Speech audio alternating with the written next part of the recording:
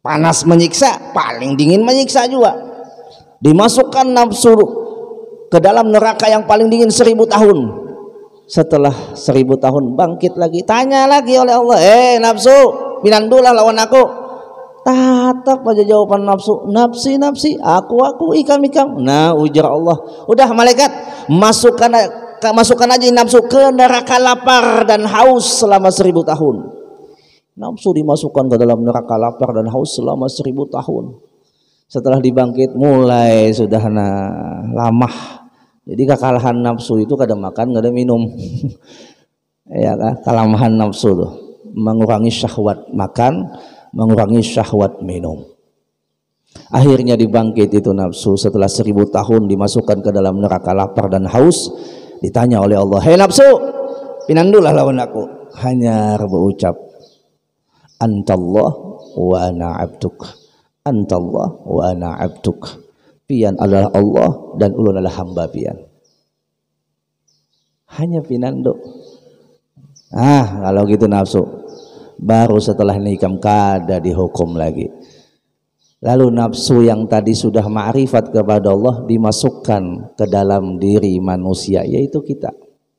Sudah pinandu nafsu itu. Tapi akhirnya syaitan yang diberikan oleh Allah untuk menguji kita dengan alatnya adalah nafsu. Karena syaitan tahu nafsu ini asalnya pembangkang. Nafsu ini asalnya pembangkang. Lalu syaitan mengendalikan nafsu kita selama 11 bulan. 1 bulannya kita disuruh untuk mengendalikan hawa nafsu tanpa ada gangguan syaitan, yaitu bulan Ramadan. Makanya Ramadan wasuffidatis syayatin, itu syaitan dibelenggu, diikat. Supaya apa? Supaya pada bulan Ramadan itu kita bisa bujur-bujur mentarbiyah hawa nafsu ini. Di syaitan kada lagi umpat. Tapi sayang, 1000 kali sayang, ada saja di antara manusia yang sudah menjadi syaitan beikungan. Kenapa? Karena 11 bulan itu mereka yang jadi setan beikungan tadi mempersilahkan kepada setan secara leluasa untuk mengendalikan nafsunya, sehingga nafsunya sudah menjadi di dalam dirinya. Nafsu syaitaniyah namanya, bukan lagi nafsu bahimiyah tapi nafsu syaitaniyah. Ini yang disebut dengan nafsu ammarah bisu. Ya Allah. Nah, jadi Bapak Ibu jamaah rahimakumullah wa athabakumullah, orang yang terdinding dengan nafsu pasti dia akan gelap, tidak mengerti tujuan hidup.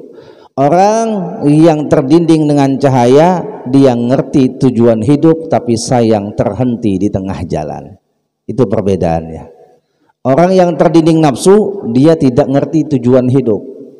Orang yang terdinding cahaya, dia ngerti tujuan hidup, bahwasanya dia mati dan akan ketemu berhadapan dengan Allah. Tapi sayang, dia terhenti di tengah jalan, tidak sampai kepada tujuan. Jadi cahaya yang diberikan oleh Allah di dalam diri kita yang sudah kita bahas pada pertemuan yang telah lewat, itu jangan kita jadikan sebagai tujuan kita. Tujuan kita bukan cahaya, tujuan kita adalah yang menjadikan cahaya. Cahaya itu hanya sebagai lampu buat kita untuk sampai kepada tujuan kita. Jangan asik bermain dengan lampu, jangan asik dengan bermain dengan cahaya. Banyak orang yang tadinya Masya Allah tabarakallah ibadahnya kuat, ibadahnya mantap, tapi setelah mendapatkan kelebihan dia stop sampai di situ. Jadi tabib lah, jadi penanambaan lah. Bukan salah lah jadi penanambaan, bukan. Tapi kalau ingin jadi penanambaan, dia teruskan lanjut kepada jalannya, yaitu tujuannya Allah. Artinya dia lakukan keistimewaannya tadi dengan memanfaatkannya, membantu umat manusia, umpama mengobati secara tradisional, silakan. Tapi dia tetap melakukan ibadahnya, dia tetap menuju jalan Tuhannya, maka dia tidak akan terhijab. Tapi biasanya ya kan, bukannya semuanya, biasanya orang itu pun sudah dapat kelebihan, asik dengan kelebihannya, lupa dengan yang memberikan kelebihan.